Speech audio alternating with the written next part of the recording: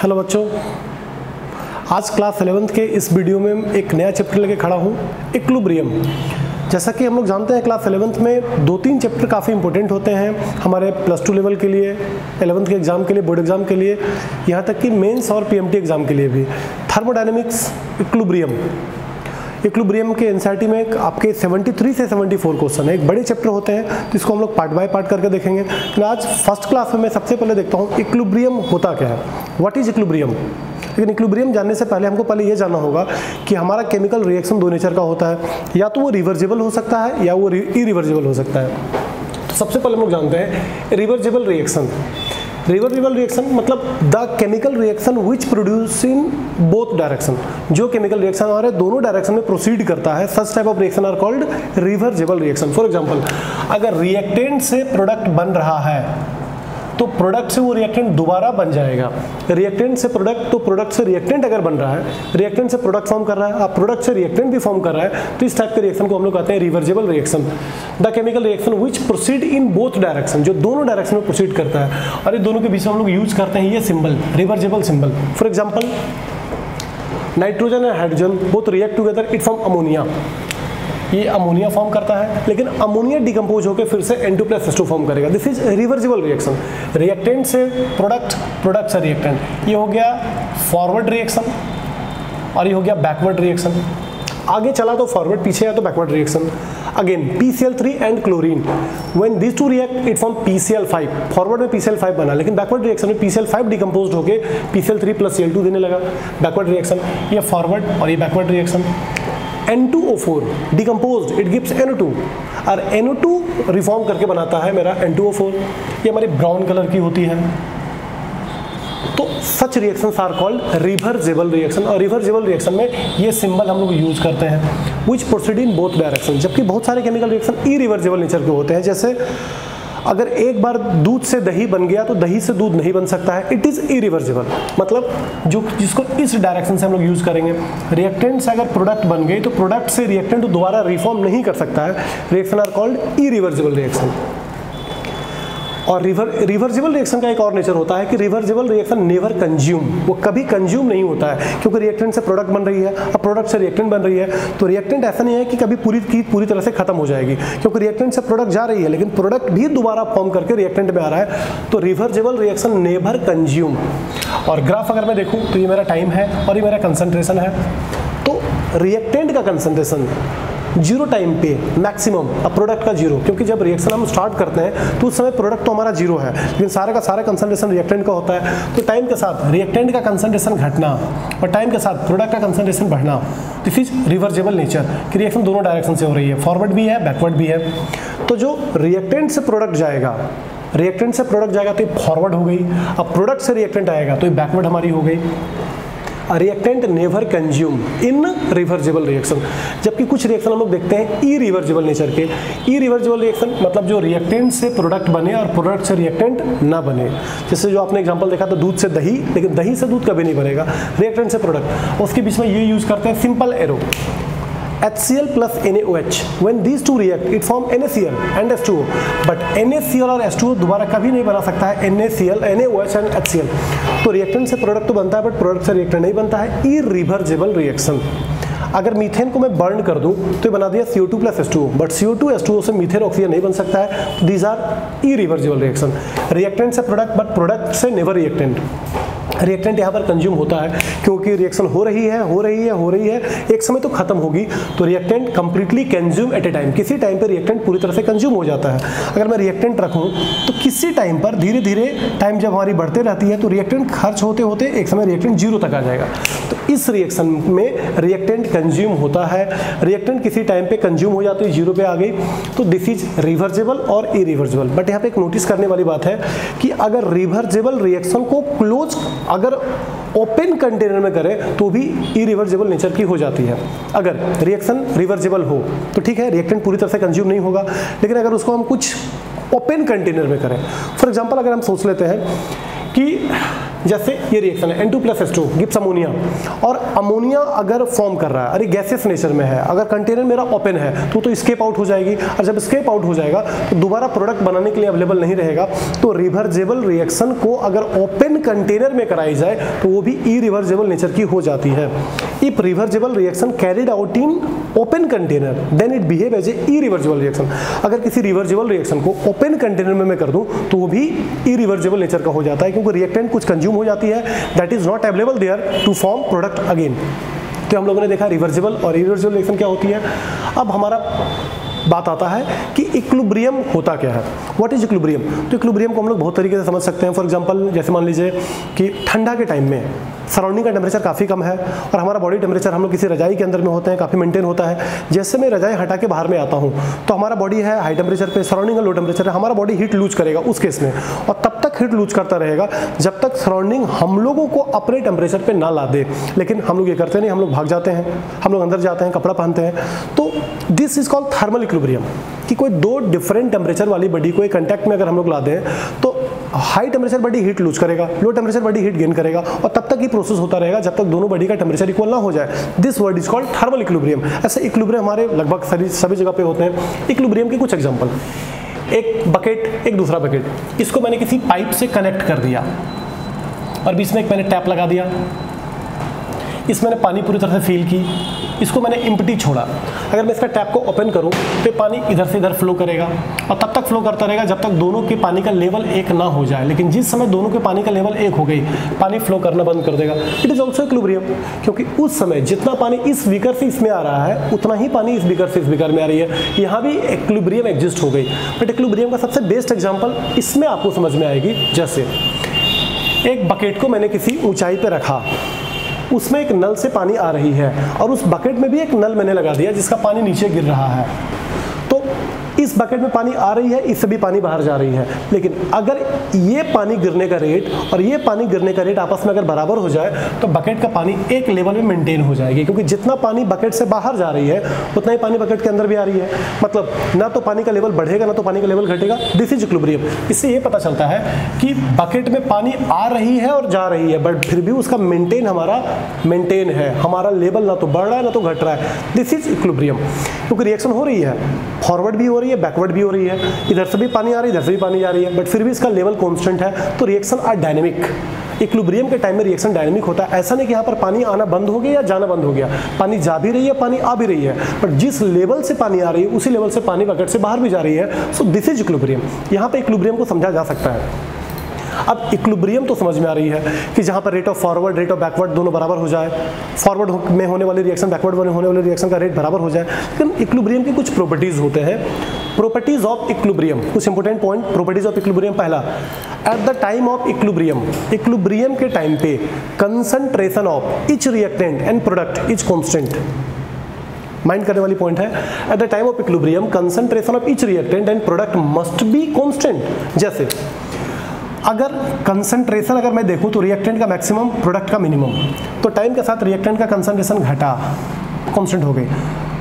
Time के साथ product का कंसंट्रेशन बढ़ा, कांस्टेंट हो गई। तो मैं देख रहा हूं कि किसी लेवल पे ये लेवल कांस्टेंट हो गया, ना तो बढ़ रहा ना तो घट रहा है। यह इक्विलिब्रियम आ गई है। या तो कोई दूसरा ग्राफ देखें तो रिएक्टेंट का कंसंट्रेशन मैक्सिमम घटी, फिर कांस्टेंट हो गई, बढ़ी, फिर कांस्टेंट हो गई। तो यहाँ भी मैं देख रहा हूँ लेवल कांस्टेंट हो रही है, यहाँ भी इक्विलिब्रियम आ रही है कि रिएक्टेंट और प्रोडक्ट, रिएक्टेंट और प्रोडक्ट का कंसंट्रेशन कांस्टेंट हो जाना। रिएक्टेंट का कंसंट्रेशन घट रही है, कांस्टेंट हो गई, प्रोडक्ट का बढ़ रही है, कांस्टेंट हो गई, यहाँ भी इक्विलिब्रियम आ गई। तो कंसंट्रेशन मस्ट बी कांस्टेंट। ये मैं नहीं बोल रहा हूँ कि कंसंट्रेशन मस्ट बी बराबर। कंसंट्रेशन कांस्टेंट है, ये भी ग्राफ सही है, ये भी ग्राफ सही है, ये भी ग्राफ सही है। लेकिन अगर रेट के साथ ही ग्राफ को देखा जाए तो rate not be constant, rate must be equal. Rate of forward reaction, rate of backward reaction must be equal. तो रेट में अगर मैं ये ग्राफ रेट वर्सेस टाइम कर दूं तो ये गलत है। अगर ये ग्राफ रेट वर्सेस टाइम कर दूं तो ये गलत है। लेकिन रेट वर्सेस टाइम में ये ग्राफ आपकी सही होगी, क्योंकि रेट यहाँ पे दोनों की इक्वल हो रही है। रेट इक्वल होनी चाहिए, कंसंट्रेशन कांस्टेंट होनी चाहिए। Second point, rate of forward reaction and backward reaction must equal. तो अगर मैं रेट के साथ ये ग्राफ बना दूं तो ये गलत है, क्योंकि यहाँ रेट कांस्टेंट है, इक्वल नहीं है। अगर मैं रेट के साथ ये ग्राफ बना दूं, ये ग्राफ, तो ये गलत है, क्योंकि रेट यहाँ कांस्टेंट है, बराबर नहीं है। रेट हमको करना होगा दोनों का इक्वल, यानी कि रेट मस्ट बी इक्वल। ये रिएक्टेंट, ये हमारा प्रोडक्ट, ये हमारा फॉरवर्ड रिएक्शन, ये हमारा बैकवर्ड रिएक्शन। तो रेट मस्ट बी इक्वल। ये हमारा रिएक्टेंट, ये मेरा प्रोडक्ट, ये forward reaction, backward, rate must be equal. दो बातें पे माइंड करना, concentration must be constant of each reactant and product at the time of equilibrium, but rate of forward reaction and rate of backward reaction must be equal at the time of equilibrium. Third, equilibrium is dynamic. At the time of equilibrium reaction never stop, reaction रुकती नहीं है, reaction होती रहती है। So reaction is equilibrium is dynamic in nature. Next point, equilibrium can achieve in close container. Equilibrium को close container में ही लाया जा सकता है। अगर रिवर्सिबल रिएक्शन को भी ओपन कंटेनर में करा दें तो इरिवर्सिबल नेचर की हो जाती है। वैसे अगर क्लोज हमारा कंटेनर नहीं हुआ, कंटेनर अगर हमारी ओपन हो गई तो बहुत सारा प्रोडक्ट को स्केप आउट कर जाएगा, और स्केप आउट करेगा तो कभी इक्विलिब्रियम हम एग्जिस्ट नहीं करवा सकते हैं। तो equilibrium can achieve only in close container. Next point, equilibrium can achieve from either side. Equilibrium reactant की तरफ से भी आ सकता है, प्रोडक्ट की तरफ से भी आ सकता है। तो equilibrium can achieve from either direction, किसी भी डायरेक्शन से इक्विलिब्रियम आ सकती है। Equilibrium can be detected by pressure, concentration, colour change etc। अगर मान लीजिए रिएक्टेंट और प्रोडक्ट का कंसंट्रेशन इक्वल हो गई या कांस्टेंट हो गई या प्रेशर दोनों के सेम हो गई या दोनों का कलर हमारी चेंज हो गई, तो हम समझ जाते हैं कि इक्विलिब्रियम हमारी आ रही है। इक्विलिब्रियम को डिटेक्ट किया जा सकता है, कलर चेंज दोनों कांस्टेंट हो गई, प्रेशर दोनों की बराबर हो गई, कंसंट्रेशन दोनों की हमारी कांस्टेंट हो गई। तो equilibrium can be detect by pressure, concentration, colour change etc। तो ये तो हो गया इक्विलिब्रियम क्या है, इक्विलिब्रियम की कुछ प्रॉपर्टीज क्या है। अब इक्विलिब्रियम का अगर डेफिनेशन बनाना है तो प्रॉपर्टीज से मैं कुछ पॉइंट को डालकर इक्विलिब्रियम बना सकता हूं। Equilibrium is the stage of a chemical reaction at which concentration of reactant and product are constant, their rate must be equal, it is dynamic in nature, are called equilibrium. तो properties में जो आपके पास 6 point है, इसी में कोई starting 3 point के साथ अगर मैं बात करूं तो इक्विलिब्रियम को हमारी डिफिनेशन हो जाती है। तो इक्विलिब्रियम क्या है, इक्विलिब्रियम की प्रॉपर्टीज क्या है। अगर किसी रिवर्सिबल रिएक्शन को ओपन कंटेनर में कराया जाए तो वो भी इरिवर्सिबल नेचर का हो जाएगा और वहां पर इक्विलिब्रियम एग्जिस्ट नहीं हो सकता है। अब मैं चलता हूं, इक्विलिब्रियम 2 टाइप के होते हैं, physical equilibrium and chemical equilibrium. Equilibrium having 2 types, physical and chemical. Physical equilibrium का मतलब if equilibrium exist in some physical process, अगर इक्विलिब्रियम कुछ फिजिकल प्रोसेस में आता है, फॉर एग्जांपल फेज चेंज में, अलोट्रोपिक चेंज में, if there is change in phase या allotropic change and equilibrium exist between both state are called physical equilibrium. जैसे H2O liquid, H2O gas, यानी जिस रेट से लिक्विड गैस में आ रहा है उसी रेट से गैस भी वेपर भी हमारे लिक्विड में जा रही है। तो वहां पर rate of evaporation is equal to rate of condensation हो रही है। माने जिस रेट से लिक्विड वेपर में कन्वर्ट हो रहा है उसी रेट से वेपर भी लिक्विड में आ रही है। माने जिस रेट से आपका इवोपरेशन हो रहा है उसी रेट से कंडेंसेशन भी हो रही है। तो here again equilibrium exist between 2 different phase, vapour phase, liquid phase, physical equilibrium. जिस रेट से हमारा आइस लिक्विड में जा रही है उसी रेट से आइस लिक्विड में आ रही है, मतलब ये आपका लिक्विड आइस में जा रही है, तो rate of melting is equal to rate of freezing. या और फिजिकल इक्विलिब्रियम कुछ एग्जांपल हो सकते हैं, आप शुगर को डिसॉल्व कर रहे हैं वाटर में, तो जिस रेट से शुगर डिसॉल्व हो रहा है उसी रेट से प्रेसिपिटेट भी हो रहा है, तो rate of dissolving, rate of dissolution is equal to rate of precipitation. जिस रेट से हमारा सॉल्यूट शुगर या सॉल्ट डिसॉल्व हो रहा है उसी रेट से हमारा प्रेसिपिटेट भी हो रहा है, तो rate of precipitation is equal to rate of dissolution. तो वहां भी इक्विलिब्रियम आ रही है, फिजिकल इक्विलिब्रियम है। White phosphorus convert into black phosphorus and black phosphorus same rate से कन्वर्ट इनटू व्हाइट फास्फोरस, यहां भी इक्विलिब्रियम एग्जिस्ट हो रही है। कार्बन कन्वर्ट हो रही है डायमंड में या डायमंड आ रही है हमारी कार्बन में, तो these are physical equilibrium. If equilibrium exist in some physical process, rate of evaporation is equal to rate of condensation, rate of melting is equal to rate of freezing, rate of dissolution is equal to rate of precipitation। White phosphorus और black phosphorus के बीच में equilibrium exist हो जाना, white और red के बीच में equilibrium exist हो जाना, कार्बन के 2 अलोट्रोपिक फॉर्म में इक्विलिब्रियम एग्जिस्ट हो जाना, this is physical equilibrium, the equilibrium which exist in some physical process. Chemical equilibrium क्या है? Equilibrium exist in chemical reaction. जो इक्विलिब्रियम केमिकल रिएक्शन में एग्जिस्ट होता है दैट इज केमिकल इक्विलिब्रियम, और इसमें old bond break and new bond form, पुरानी bond टूटती है, न्यू बॉन्ड फॉर्म करती है, और इस दोनों के बीच में इक्विलिब्रियम एग्जिस्ट हो जाती है बेसिकली इन केमिकल रिएक्शन। और यहाँ पर rate of forward rate of backward बराबर होना चाहिए। यहाँ पर कंसंट्रेशन ईच रिएक्टेंट और प्रोडक्ट का कांस्टेंट होना चाहिए। जैसे N2S2 react form ammonia, ammonia decomposed, N2S2 form, equilibrium exist, chemical equilibrium. NO2 decomposed, N2O4 form, N2O4 से NO2 आ रही है, equilibrium exist, chemical equilibrium, PCl5 decomposed, PCl3 NCl2 form, ये दोनों रिएक्ट, PCl5 फॉर्म। तो these are chemical equilibrium. Chemical reaction में equilibrium को chemical equilibrium कहेंगे। यहाँ पर rate of forward, rate of backward equal होता है। यहाँ पर concentration of each reactant and product must be constant होती है। तो फिजिकल इक्विलिब्रियम क्या है, केमिकल इक्विलिब्रियम क्या है। अब हम लोग थोड़ा बात करते हैं होमोजीनियस इक्विलिब्रियम और हेटेरोजीनियस इक्विलिब्रियम। अगर किसी केमिकल रिएक्शन में हर एक रिएक्टेंट और product at the time of equilibrium are in same phase, at the time of equilibrium हर एक reactant and product are in same phase. Equilibrium जब एग्जिस्ट हुआ उस समय रिएक्टेंट और प्रोडक्ट, हर एक रिएक्टेंट हर एक प्रोडक्ट अगर एक ही फेज में हो, आइदर सॉलिड और लिक्विड और gas, then it is called homogeneous equilibrium. But when equilibrium exists then each reactant and product are not in same phase। कोई सॉलिड में है तो कोई लिक्विड में है तो कोई गैस में, अलग अलग फेज में अगर आ जाए तो it is called heterogeneous equilibrium. Homogeneous equilibrium, all reactant and product are in same phase at equilibrium. Equilibrium के टाइम में हर एक रिएक्टेंट और प्रोडक्ट सेम फेज में हो तो होमोजीनियस इक्विलिब्रियम। एक example N2H2 gas, gas ammonia भी गैस है, तो इक्विलिब्रियम एग्जिस्ट हुई, then reactant and product are in same phase. Heterogeneous equilibrium, all reactant and product are not in same phase at equilibrium. Equilibrium के time में हर एक reactant और product अगर सेम फेज में नहीं है तो हेटेरोजीनियस इक्विलिब्रियम। जैसे calcium carbonate decomposed which is solid, equilibrium exist between calcium carbonate CO and CO2। तो CO2 गैस है, CO2 मेरा गैस है, कैल्शियम ऑक्साइड हमारा सॉलिड है और कैल्शियम कार्बोनेट हमारा सॉलिड है।